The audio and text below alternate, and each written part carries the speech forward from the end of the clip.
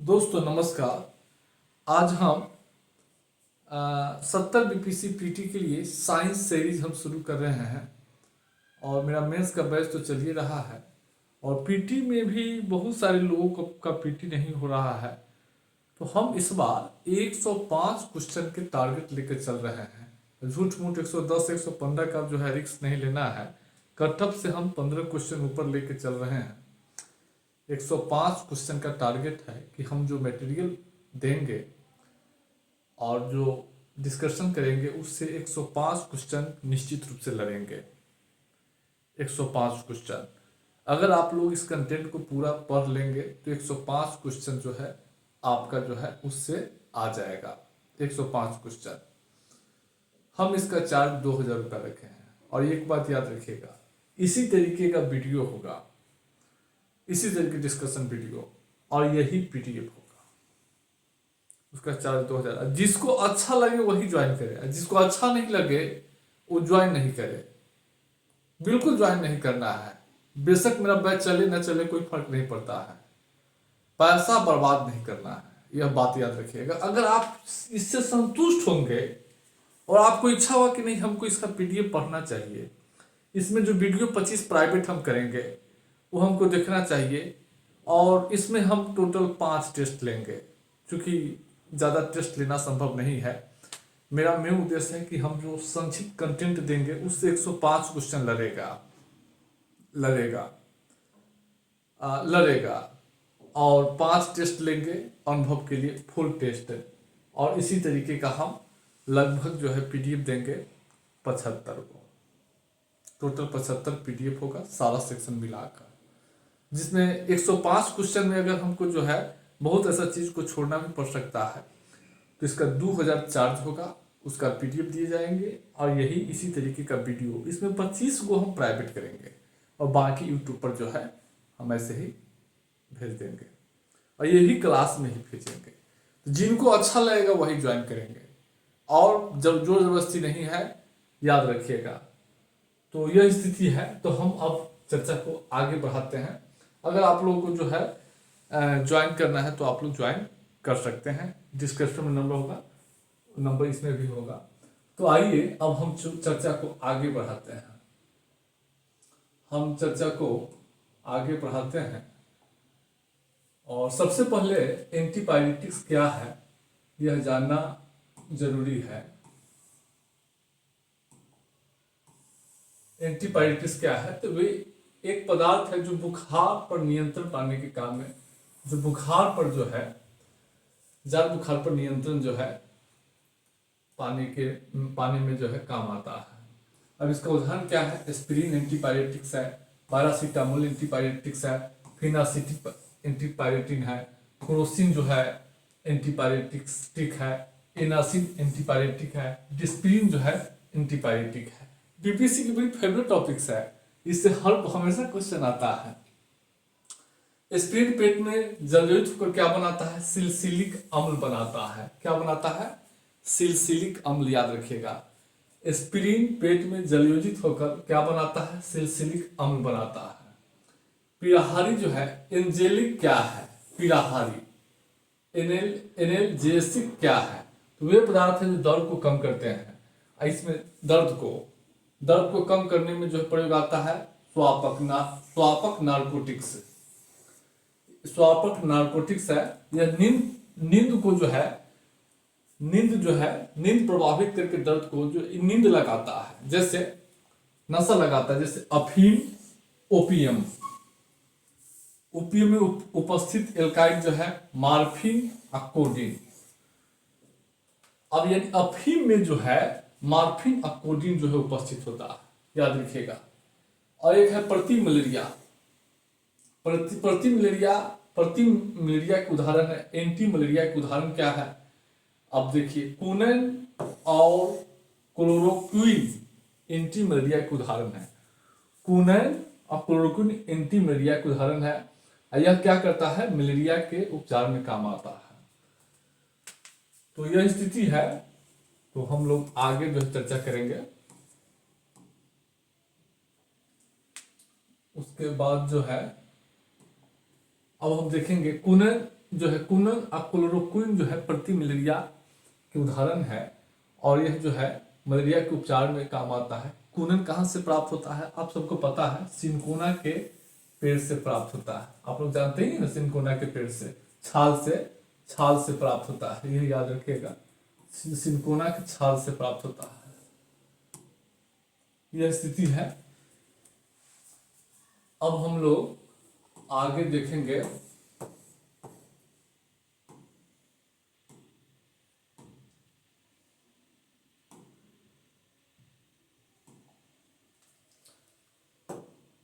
उसके बाद शरीर में जुकाम, दमा, खांसी आदि के एलर्जी के कारक होते हैं हिस्टैनिन।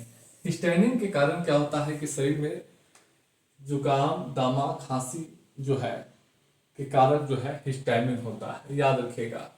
ज्वार, गले, नाक बहने, आंख की खुजली के उपचार में उपयोग किए जाते हैं डाइफेन हाइड्रेमिन, बेनाड्रिल, सिट्रिजिन, टर्फेनाटिन, फिनिसामिन, अमेलियट। ये जो है ज्वार, गले, नाक बहने, आंख की खुजली के उपचार में प्रयोग किए जाते हैं डाइफेन हाइड्रेमिन, बेनाड्रिल, सिट्रिजिन जो होता है टर्फेनाडिन, फिनसामिन, मैलियट। अब हम लोग ऊपर देखेंगे जर्मिसाइड क्या है। जर्मिसाइड जो है, अब देखिए जर्मिसाइड क्या है? वे रसायन है जो जर्म और जीवाणु की वृद्धि को रोकता है। जर्मिसाइड जो है जो जर्म और जीवाणु की वृद्धि को रोकता है, और इस जर्मिसाइड प्रतिरोधी और रोगाणुनाशक में वर्गीकृत होते हैं। जर्मिसाइड का जो प्रयोग होता है वो घाव, चोट और त्वचा अपघर्षण में प्रयोग किए जाते हैं। और प्रमुख जर्मिसाइड क्या है? Iodoform, iodine tincture, ethyl alcohol और फिनोल का 0.2% जलीय विलयन, बोरिक अम्ल, ये प्रमुख जो है जर्मिसाइड है, याद रखिएगा। फिनोल का 0.2% जलीय विलयन, एथिल एल्कोहल, उसके बाद आयोडोफार्म, आयोडीन टिंचर, बोरिक अम्ल। उसके बाद आगे हम लोग देखेंगे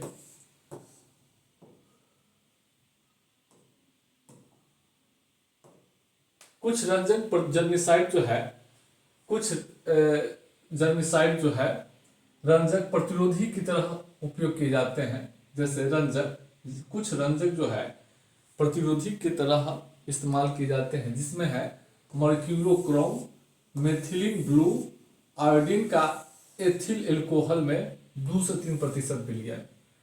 कुछ जो है रंजक जो होते हैं वे जर्मिसाइड के रूप में प्रयोग किए जाते हैं। अब कुछ में कौन है? मर्क्यूरोक्रोम, मेथिलीन ब्लू, आयोडीन का एथिल एल्कोहल में 2 से 3% जो है विलयन। रोगाणुनाशक का कार्य क्या है? जीवाणु को नष्ट करता है। रोगाणुनाशक उदाहरण है क्लोरीन, जो जल को शुद्ध करता है। आप तो जानते ही रोगाणुनाशक है क्लोरीन 2 से 0.4 ppm साधारण जल में उपस्थित होकर रोगाणु को नष्ट करने के लिए उपयुक्त होता है। क्लोरीन जो है जल को शुद्ध किस स्थिति में करता है? 2 से 0.4 ppm साधारण जल में उपस्थित होकर जल में रोगाणु को नष्ट करता है। सल्फर डाइऑक्साइड में जो है खाद परिरक्षक रूप में निम्न साधारण जाइली एक्वेस में जीवाणु को नष्ट करने में जो है प्रयोग किए जाते हैं। सल्फर डाइऑक्साइड भी जो है क्या करता है? रोगाणुनाशक रूप में इस्तेमाल किए जाते हैं। अब हम आगे चर्चा करते हैं।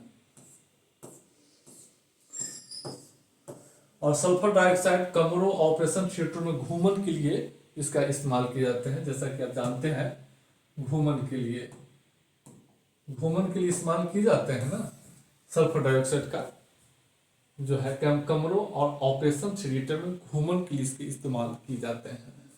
अन्य रोगाणुनाशक जो है देखिएगा, क्लोरीन देख लिए, सल्फर डाइऑक्साइड देख लिए, ब्लीचिंग पाउडर आप जानते हैं, क्लोरीन जानते हैं, मर्क्यूरी क्लोराइड जानते हैं, सोडियम हाइपोक्लोराइड जानते हैं, सल्फर डाइऑक्साइड जानते हैं। ऑप्शन इसी से दे देगा इसमें कौन सा जो है रोगाणुनाशक है। बस इसी में जो है उलट जाइएगा, तो यह स्थिति उलटिएगा नहीं, सही कर लीजिएगा। प्रति अम्ल या एंटासिड क्या है, कुछ उदाहरण बताए। तो प्रति अम्ल जो है वे औषधि जो पेट की अम्लीयता को उदासीन करते हैं।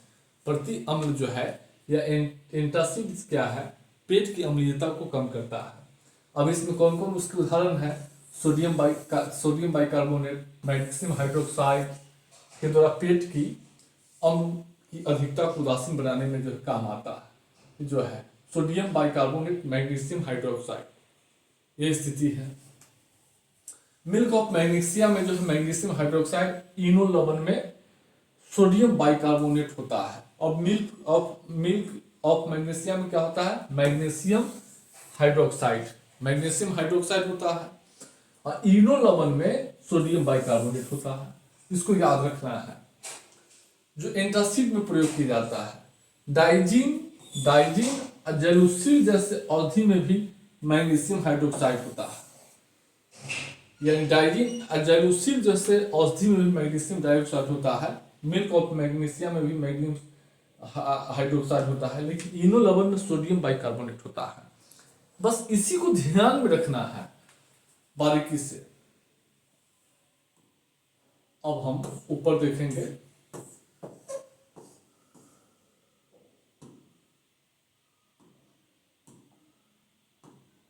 अब जो है अब प्रतिजीवाणु एंटीमाइक्रोबियल क्या है। अब एंटीमाइक्रोबियल का जो है एग्जाम्पल थोड़ा सा देखना है।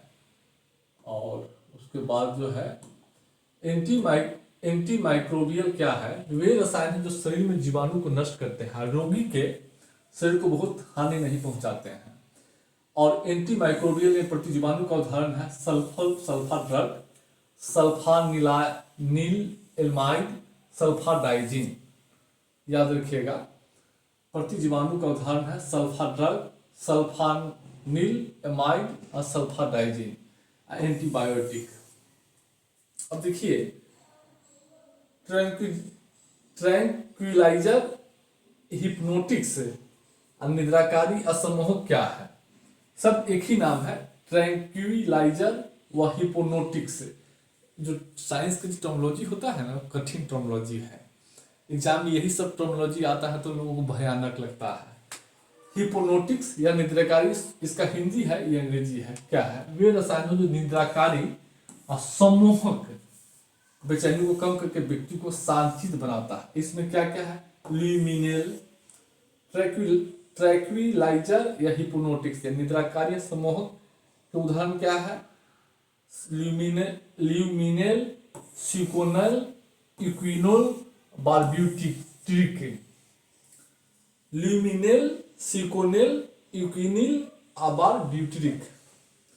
अब फूड प्रिजर्वेशन के उदाहरण हम देखेंगे। वे रसायन जो खाद्य पदार्थों को जीवाणु ईस्ट मोल्डस द्वारा खराब होने से बचाता है।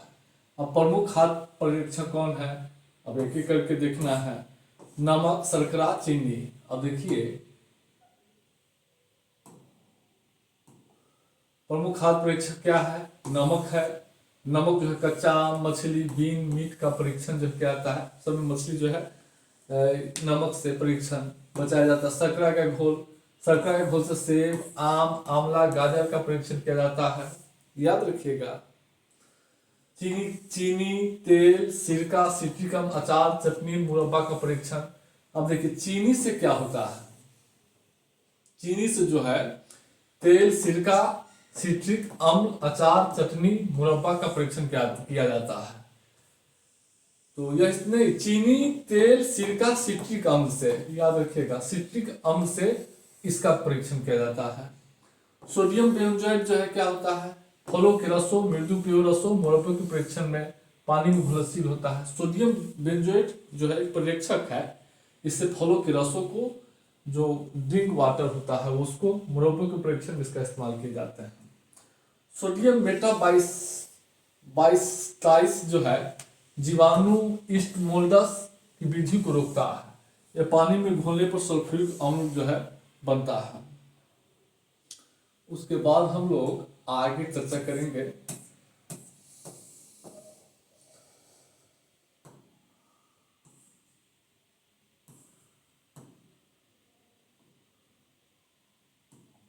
अब देखिए आर्टिफिशियल स्वीटनिंग एजेंट क्या है। कृत्रिम मधुरक वे रासायनिक पदार्थ जो खाद्य पदार्थों को मिठास देते हैं, गंध स्वाद को बढ़ाते हैं, एक कृत्रिम मधुरक ऊर्जा प्रदान नहीं करते हैं।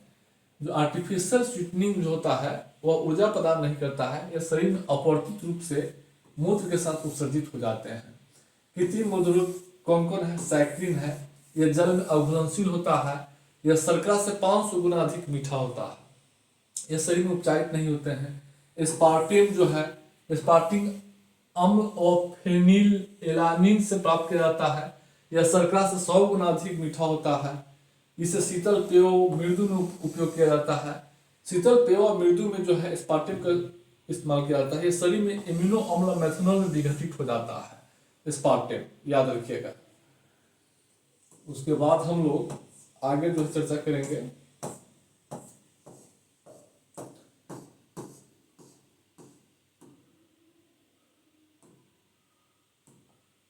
उसके बाद जो है एलिटेम जो है, यह शर्करा से 2000 गुना अधिक मीठा होता है। एलिटेम यह अधिक प्रबल मधुरक है, इसकी मिठास को नियंत्रित करना कठिन है। एलिटेम के मिठास को नियंत्रित करना कठिन है। सुक्रालोस जो है, यह सुक्रोस ट्राइक्लोरो व्युत्पन्न होता है। इसका स्वाद शर्करा जैसा होता है, शर्करा से लगभग 600 गुना अधिक मीठा होता है।